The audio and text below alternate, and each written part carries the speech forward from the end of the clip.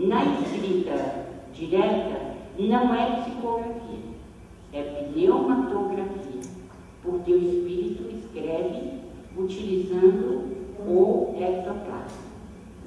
Na psicografia, como a de Chico, de outros psicógrafos, a psicografia é indireta, quer dizer, a escrita é indireta, porque se faz através da mão do médico. E ela pode ser intuitiva, semimecânica e mecânica. Há também um destaque na obra de André Luiz, Os Domínios da Mediunidade, quanto ao mandato mediúnico. Por quê? Há médiuns especiais que nascem com tarefas e missões especiais. E o maior mandato mediúnico de que se tem notícia na história depois de Jesus Cristo é o nosso inesquecível Chico Xavier. Na psicofonia, você também depende do grau de transe em que você entra. Pode ser consciente, inconsciente e semiconsciente. Tudo vai depender da atuação da pineal. A pineal pode nos deixar totalmente inconsciente, ou ela pode nos deixar semiconsciente, ou ela pode nos deixar consciente no momento do intercâmbio. A mediunidade de evidência. Você pode ter visão em vigília, quer dizer, normalmente durante o dia você é capaz de enxergar o espírito.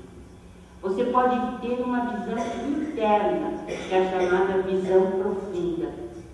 Ela se dá diretamente sobre o nervo quiasmático que estaria ligado a essa visão mais profunda.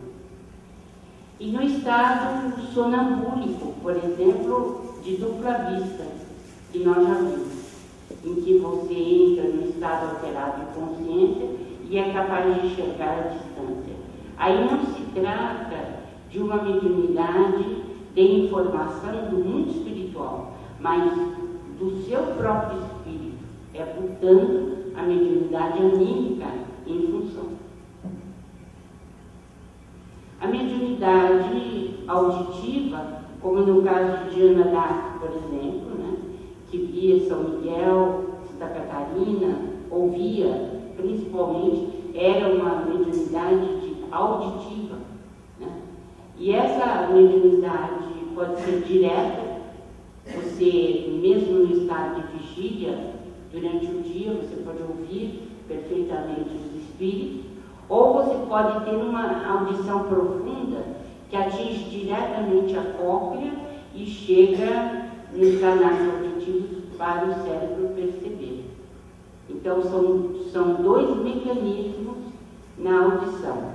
E como você também pode ouvir na experiência fora do corpo, mas aí já será um fenômeno anímico. Então, poderá ser um fenômeno anímico-espiritual. Por quê? Você se desdobra, essa é uma faculdade sua, anímica, e ao mesmo tempo você recebe a mensagem do Espírito. Na psicometria, o que se dá é uma mediunidade interessantíssima. O Chico também a possuía. É assim: o pensamento espalha nossas próprias emanações por onde a gente passa. Né? Todas as nossas roupas estão impregnadas do nosso pensamento. Tudo que pertence a nós tem a nossa marca, do pensamento nosso. E o que seria a psicometria? É a faculdade de perceber o lado oculto do ambiente e de ler impressões e lembranças ao contato de objetos e de documentos. O médium psicômetra, quando ele é bem dotado, ele pode, por exemplo, pegar um azulejo na mão. Esse azulejo pertenceu, por exemplo, às águas térmicas de Pompeia. Esse médium é capaz de decifrar as coisas que se passavam dentro dos banheiros públicos, onde estava esse azulejo. Até conversa ele é capaz de ouvir. E André Luiz conta um caso interessante nos domínios da mediunidade, dois, aliás. Um deles é de um velho relógio que pertencia a uma família. E se você colocar a mão, for um psicômetro, você vai detectar quais eram os familiares que se reuniam diante desse relógio, as conversas que se passavam nesta família, na sala de jantar, por exemplo. Mas aqui também mais um caso contado por André Luiz é da moça que está encarcerada no espelho. O que isso significa? Ela era noiva de um francês. Esse francês e a sua família veio habitar o Rio de Janeiro por alguns anos. Antes de voltar para a França, esse rapaz deu a ela um espelho, dizendo que viriam buscá-la para casar. Ela esperou em vão. Ele casou-se na Europa e por lá ficou. Mas essa moça jamais esqueceu a promessa. E onde esse espelho vai, ela vai junto. Ela está encarcerada nesse espelho. E esse espelho estava no Museu do Rio de Janeiro. Deve estar lá. Então, o André Luiz falou, mas e agora, Alves, como é que vai ficar? Né? Porque ela vai ficar para sempre encarcerada aí, esperando que esse navio volte, nunca vai voltar.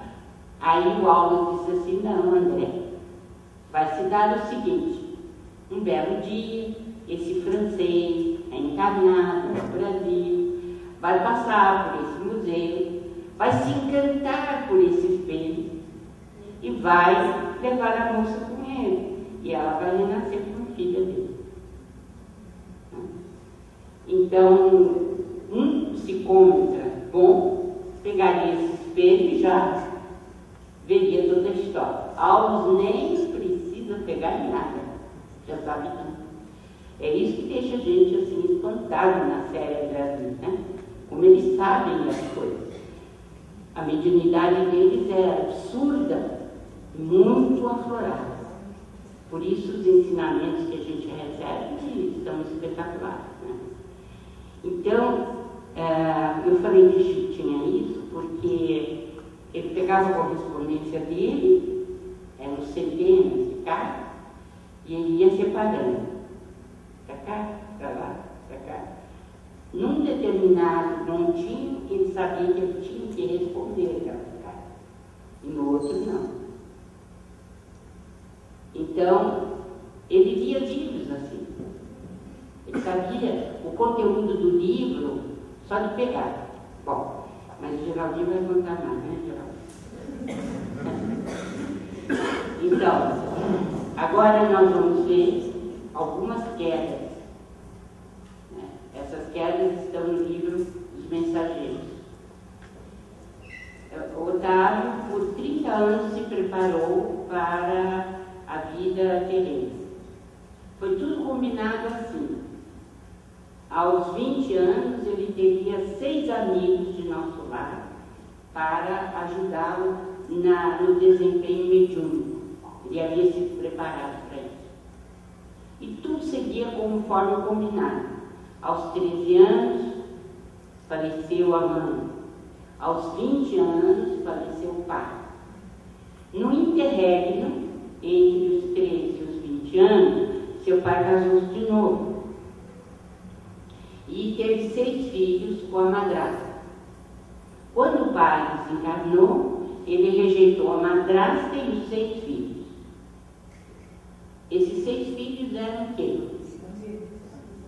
Os que vieram de nosso lar para ajudá-lo. E que ele rejeitou. Bem, quando a mediunidade surgiu, logo depois dos 14 anos, ele se sentia totalmente desequilibrado.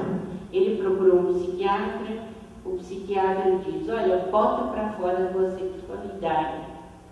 Todo esse problema que você está tendo é porque você precisa exercitar-se mais no sexo. O resultado é que ele virou um desequilibrado.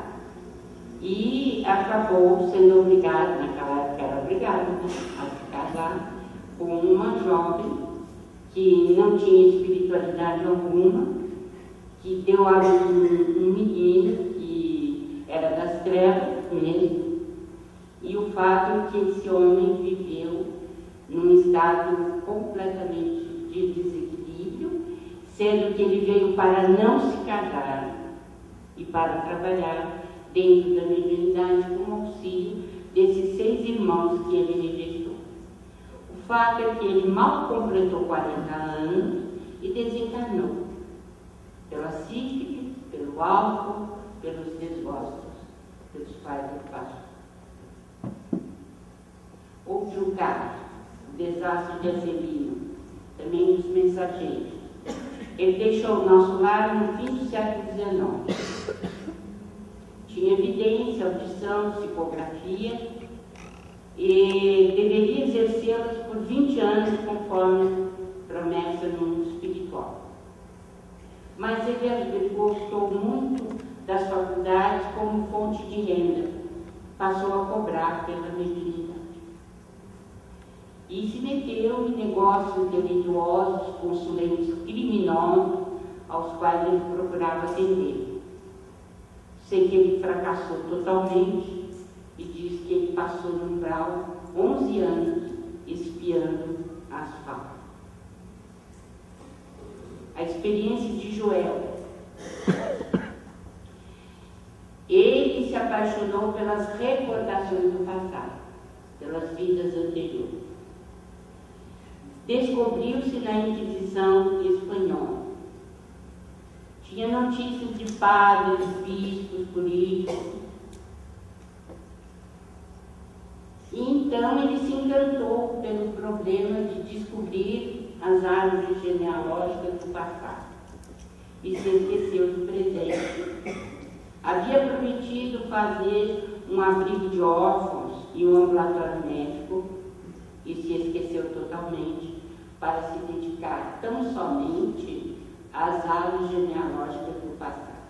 E passado, como o nome diz, já passou. Né? Então ele não se agarrou a nada novo, construtivo.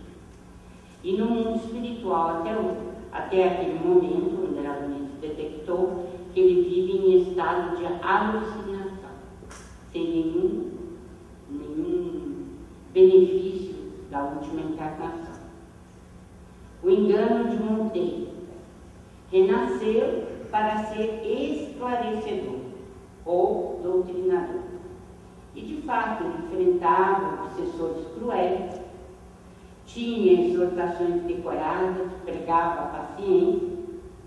No entanto, na vida comum, ele protestava as promissórias daqueles que viviam, mas de uma forma praticamente sem nenhuma piedade, contra tudo que ele pregava junto aos obsessores. E Veneranda tem uma frase ótima sobre ele: aderiu ao espiritismo prático, mas não à verdadeira prática do espiritismo. Fracassou também. Então, meus amigos, nós vamos chegando à parte final do nosso seminário e vamos ter o testemunho de Allan Kardec e de Chico Xavier. Allan Kardec dizendo que a mediunidade é um dom outorgado para o bem, que os médiuns são árvores, que as raízes estão no estudo e a seiva no coração, e lembrando que, como as árvores, elas podem ser estéreis quando o médium se dedica a coisas inúteis, a interesses mundanos. Quando, na verdade, o dom da mediunidade vem para o serviço desinteressado ao próximo. Ainda, mediunidade e evolução, Chico Xavier nos diz que o primeiro dever do médium é evangelizar a si mesmo. É a primeira necessidade. Deve rechaçar o elogio. vacinar-se contra o personalismo. Infelizmente, a gente nota que aos primeiros resultados construtivos ou bons, o médium se deixa levar pelo personalismo. E a queda é inevitável. Para Allan Kardec, o médium tem que ser bondoso, benevolente, modesto, digno. E Chico Xavier nos lembra que o médium precisa plantar bondade para colher simpatia. Deve trabalhar até a exaustão de suas forças, segundo a gente aprendeu com ele, mas infelizmente só ele teve coragem de ir até o fim, né? Em que a plantação da bondade, da generosidade, sempre vem em primeiro lugar. Muito obrigada a todos.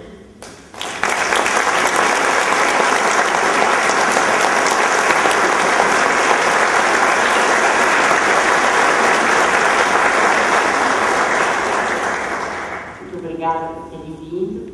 E agora eu convido o nosso companheiro, irmão muito querido, o nosso Geraldinho Lemos, para algumas palavras.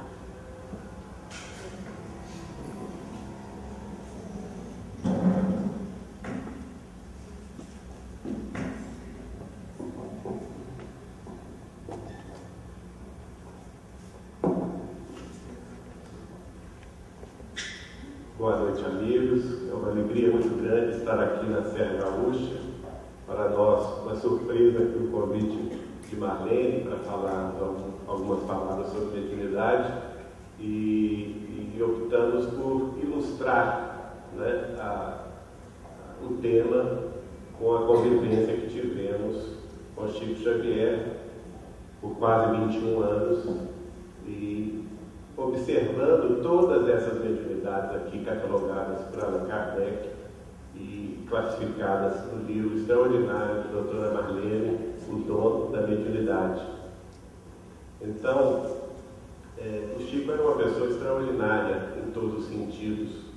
O nosso caro Clóvis Tavares, que foi biógrafo dele, da cidade de Campos, no Rio de Janeiro, o definiu de uma forma muito interessante, dizendo que Chico Xavier era ou é o protótipo do homem e da mulher do futuro.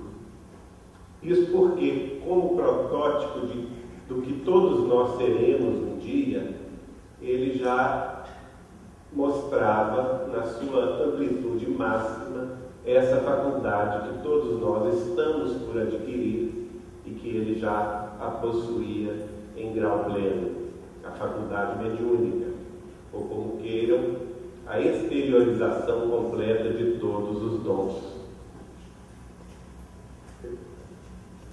A exteriorização completa de todos os nossos sentidos.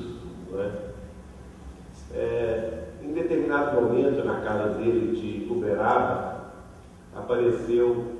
chegou em visita uma senhora proveniente do estado de São Paulo, e ela trazia para Chico um diploma de mediunidade. Ela estava muito feliz porque ela tinha se formado em mediunidade, né?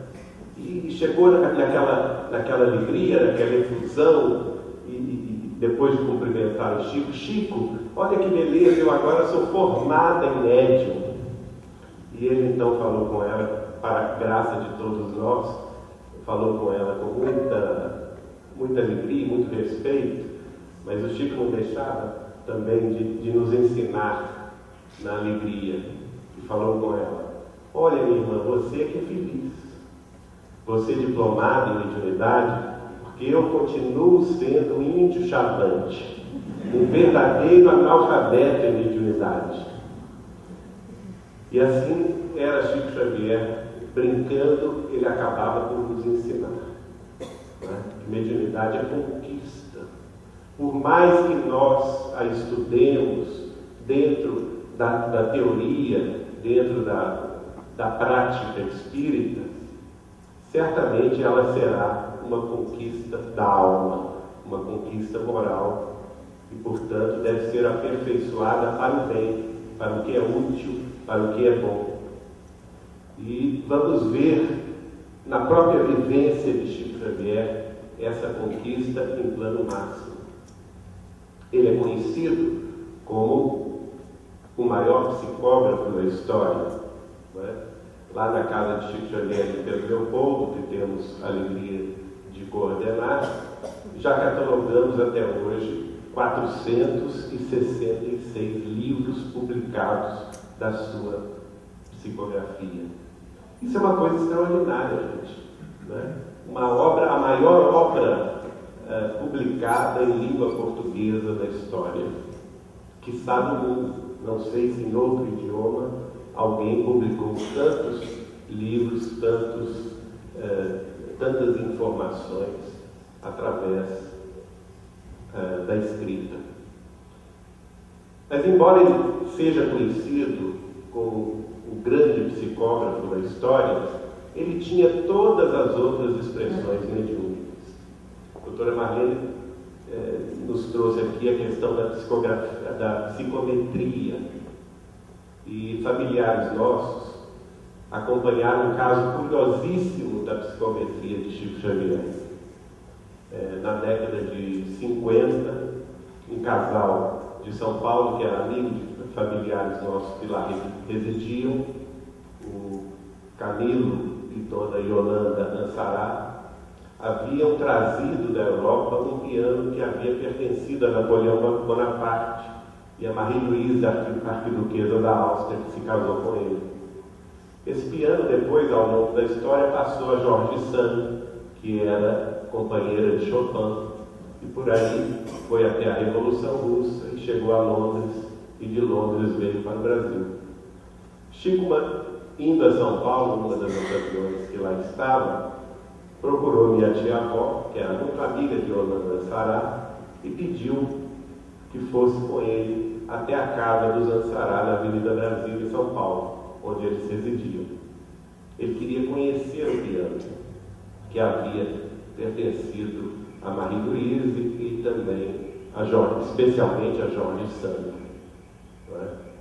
E minha tia-avó me contava que logo depois que ele viu o piano, ele começou a passar a mão nesse piano, e enquanto passava a mão no entorno do piano, contava toda a história do próprio piano, desde quando ele havia sido feito, não é? Por René Dasson, em Paris, em 1809, da época em que ele foi feito pela Casa Pleyel, para ser um presente da Casa Pleyel para a arquiduquesa da Áustria, que se casaria com Napoleão Bonaparte. E daí ele foi contando toda a história do piano até ele chegar à posse de Jorge Sand na década de 1820. Ele vai relatar a vida, o relacionamento de Jorge Sand com Chopin, não é? E vai enaltecer a personalidade delas em detrimento de Chopin, falando que Chopin era um neurastênico, não é? Apesar de toda a sua genialidade, ela o suportou muitos anos. Enfim, esse momento ficou gravado, né, na história de familiares meus que estavam lá e do casal Ansará. E, curiosamente, tudo aquilo que o Chico contou sobre o piano, o casal tinha documentado pelo Ministério dos Assuntos Estrangeiros da França. Né? O Chico nunca teve acesso a esses documentos. Então, é uma mediunidade de psicometria.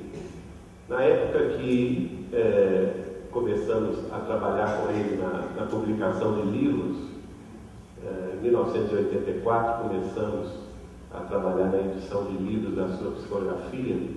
Em 1992, pela União Espírita Mineira, lançamos uma biografia de Chico Xavier, que seria uma biografia surpresa. Ele não participou da elaboração muito material. E por mais que a nossa revisora e diagramadora fizesse ficava faltando sempre uma página de diagramação em branco do livro. Por mais que ela compusesse o livro, sempre ficava no meio do livro uma página em branco. E eu recebo pelo correio em casa um envelope, né?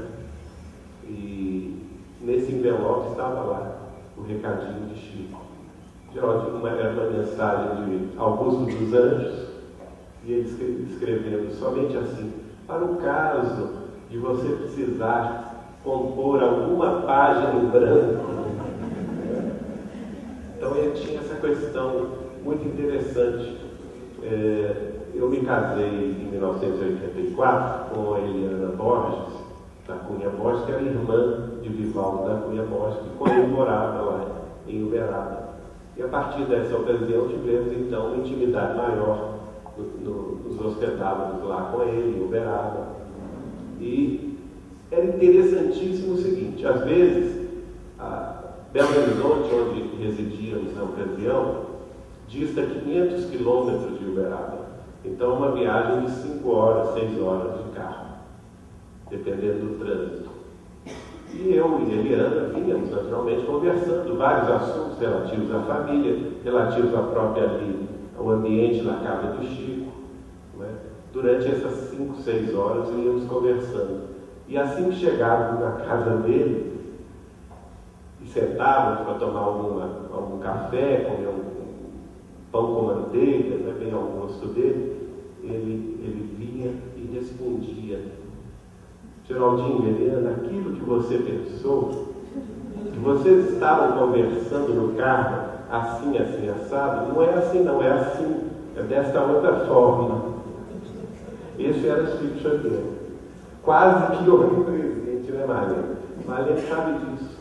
Ele lia o nosso pensamento. A gente tinha um medo danado de pensar perto dele. É ou não é? Eu particularmente, tinha um medo danado de pensar, porque ele lia o pensamento da gente. Ele te respondia as mais íntimas questões, como várias vezes ele fez para mim. Né? Outra mediunidade interessante que eu presenciei é a mediunidade de presciência, que agora ficou mais claro, vendo Marlene falar aqui, apesar de ter já lido o livro dela várias vezes, estudado lá também no nosso grupo de estudos, se encaixa perfeitamente na dupla vista. Certa ocasião, eu estudava Ciências Econômicas em Belo Horizonte e tinha uma prova muito importante na segunda-feira. Então, normalmente eu ia a Uberaba quinta-noite, ficava no final de semana e voltava segunda de manhã para Belo Horizonte. E especificamente nesse final de semana eu não poderia ficar, eu tinha que ir embora logo no domingo, e eu sabia que se eu ficasse para no domingo tomar café da manhã com o Chico, a gente não sai, né? A conversa não acaba nunca, a gente nunca queria ir embora, porque aquilo era uma fonte inesgotável de informações, de esclarecimentos, de consolos, enfim, era luz em pessoa. Nesse dia, a reunião terminou no Grupo Espírita da Prece, lá pelas 2h30 da manhã, fomos para a casa dele, tomamos um café, eu estava perfeitamente bem e falei com a Eliana: não, vamos voltar para Belo Horizonte agora, 3 horas da manhã. E o Chico ficou muito bravo comigo, ele falou assim: não, de jeito nenhum, você não vai viajar esse horário. Só que eu sou ariano como ele, teimoso também, e eu sabia que eu tinha condições de viajar, e eu sabia muito bem que se eu dormisse lá e acordasse domingo lá, não ia sair de lá em tempo para chegar para a minha prova. Então, no final das contas, ele acedeu, virou-se para mim e disse assim: então está bem, você vai agora, mas eu vou lhe dizer uma coisa. Quando vocês estiverem chegando, começando a descer a Serra das Alterosas, na entrada da cidade de Campos Altos, isso dista em torno de 2h30 de Uberaba, só para vocês terem uma ideia. Você vai ver no meio da rodovia um homem vestido de policial militar, fazendo assim com os braços, no meio da rodovia, para te parar. Não para porque é coisa ruim. Na mesma hora, a Helena começou a chorar. Mas e ela não queria. Eu insisti, não, eu preciso ir com esse amigo. Chico, você reza para nós. Você faz a sua prece aí, que aí eu vou confiante. Não, meu filho, pode ir com Deus. Eu vou ficar aqui rezando. Então nós fomos. Eu já até tinha esquecido do assunto. 2h30 depois, exatamente no ponto onde ele havia dito. Um pouco antes da entrada à direita para a cidade de Campos Altos, quando se começa a descer a Serra das Alterosas em direção a Belo Horizonte. Estava lá um homem, vestido de policial militar, fazendo o mesmo gesto que ele havia mostrado para nós, assim com os braços, para parar o carro. Eu então diminuí, fingindo que ia parar. Eliana descabelando de chorar do meu lado. E, no entanto, ele então se desarmou, saiu do meio da rodovia e eu acelerei o carro e fui embora. É a mediunidade de presciência. E, ao mesmo tempo, a mediunidade de dupla vista. Não é? Um exemplo que me marcou muito, porque em certa ocasião Chico tinha uma evidência plena. Ele falava conosco que ele não sabia, a partir de determinado ponto da vida dele, ele não sabia identificar quem era encarnado e quem era desencarnado. Então vocês imaginam quanta gente que ele via, né? Porque a proporção dos encarnados é bem menor. E nós tivemos a ocasião de presenciar isso lá na casa dele. Ele estava almoçando, nós estávamos almoçando com ele, quando chegaram 2 senhoras provenientes da cidade de Goiânia. Eu não as conhecia, mas eram ligadas a ele, conhecidas dele. Elas estavam chorosas, se aproximaram do Chico, cumprimentaram o Chico, chorosas. Ele cumprimentou a primeira, a mais nova, depois a mãe dela, e em seguida ele fez o gesto de abraçar uma terceira. Não é? Nós não víamos a terceira, só ele. Ele abraçou a terceira, falou o nome dela: "Ô, dona fulana, como vai a senhora?" Mas quando ele falou isso, aí que as outras duas choraram mesmo. A mais nova então vira para ele e fala assim: "Chico, é vovó." "Eu sei, minha filha, ela veio com vocês." Ele não tinha se apercebido que ela era espírito desencarnado. Olha que coisa curiosa, não é? Porque ele ficou surpreso quando a mais nova fala assim: "Chico, ela desencarnou tem 30 dias. Ele ficou surpreso, ficou espantado. "Ah, eu não sabia." E foi aquele momento de grande emoção, aquele momento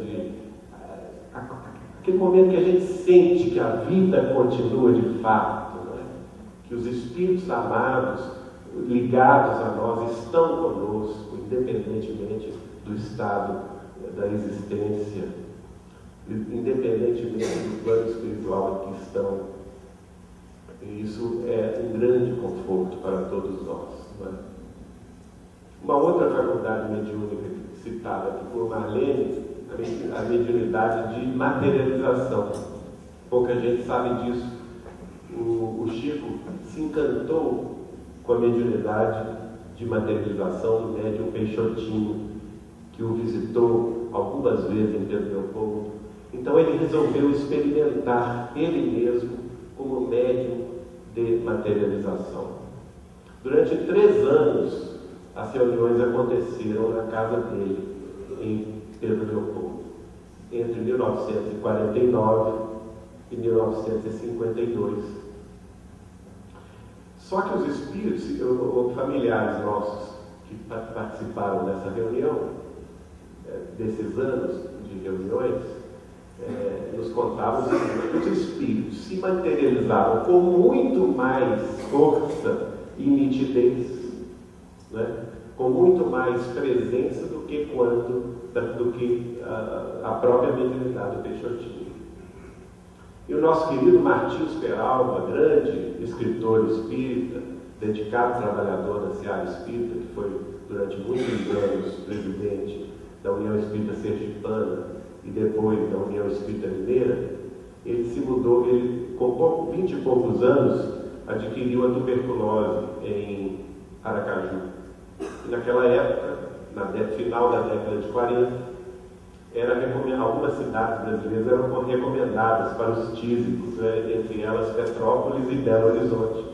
E os médicos de Sergipe recomendaram que ele mudasse da capital sergipana para Belo Horizonte. Ele assim o fez, imbuído também da proximidade com Pedro Leopoldo e Chico Xavier. Ele se muda em 1947 para Belo Horizonte, logo vai conhecer Chico Xavier e participa dessas reuniões, memoráveis reuniões de materialização do Chico. E ele nos contava isso. Na primeira reunião que ele participou, o espírito de Sheila, perfeitamente materializado, iluminado, aproxima-se dele, Peralva, e pergunta: meu filho, você tem fé? E ele responde: tenho, sim, senhora. Então, dá licença que eu vou abrir o seu paletó. Ela mesma abriu o paletó de Peralva, a camisa, levantou a mão para os céus. Ele viu se materializar na mão dela uma cuia, uma bacia, e ela então joga o conteúdo daquela cuia sobre a cabeça e sobre o peito de Peralva. E ele contava para nós que ele sentiu aquele líquido da espiritualidade materializado entrar no seu peito, no seu pulmão, como se o estivesse abrindo e limpando. Ele saiu dali perfeitamente curado. E em nenhuma outra radiografia que ele tirasse do pulmão aparecia qualquer traço da tuberculose anteriormente adquirida. Um caso de cura através da materialização, sendo Chico Xavier o médico. A nossa querida Neném Alotto, que foi presidente da União Espírita Mineira há 33 anos, grande amigo de Chico Xavier, uma amizade de 60 anos. Curiosamente, ela o conheceu no dia 17 de fevereiro de 1943 e desencarnou 60 anos depois, 17 de fevereiro de 2003. Ela teve um AVC em 1995, ficou semi-paralisada. Os médicos disseram que ela não recuperaria o movimento do lado esquerdo. E, no entanto, visitando Chico Xavier em Uberaba, ele dá a mão a ela, fica o tempo inteiro com a mão, pegando a mão que estava imobilizada, e voltando a Belo Horizonte, ela recupera o movimento do braço, não só da mão, mas como do braço, e chega inclusive a tocar piano. Um fenômeno também de cura através da mediunidade de Chico Xavier. Há fenômenos curiosos relatados também. Nós tínhamos, eu pessoalmente, a Eliana, a gente tinha o hábito de levar garrafas d'água mineral fechadas e não precisava nem pedir o Chico para fluidificar.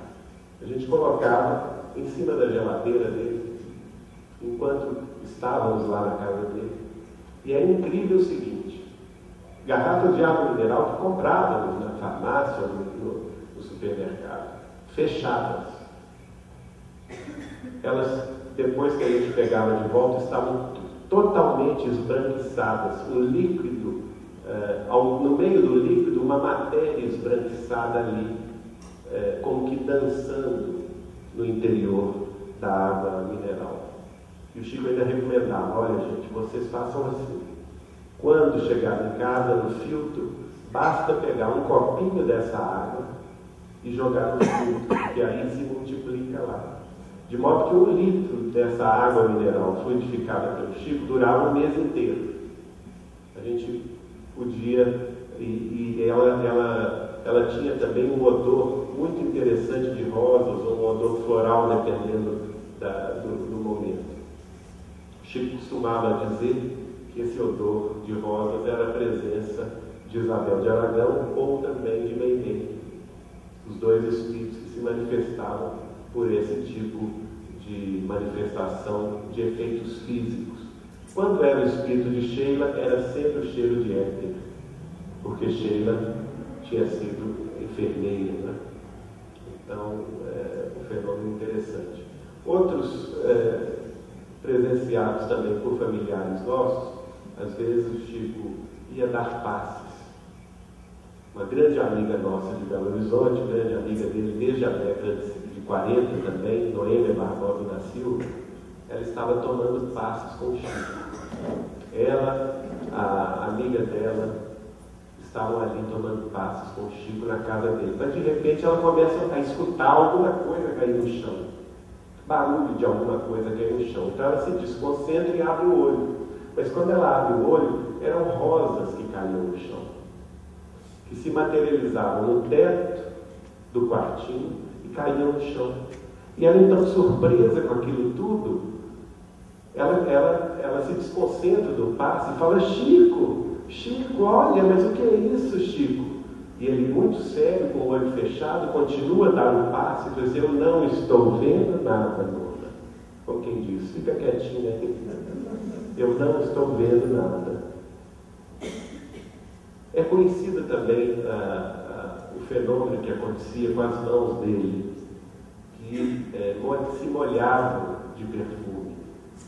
Certa ocasião, nossa querida amiga de Petrópolis, dona Suzana Maria Mãozinho, grande amiga dele desde 1957, ela então pergunta ao Chico, conta para mim, como que você se sente com essa questão do perfume saindo de suas mãos? E ele responde para ela: minha filha, eu tenho muita vergonha.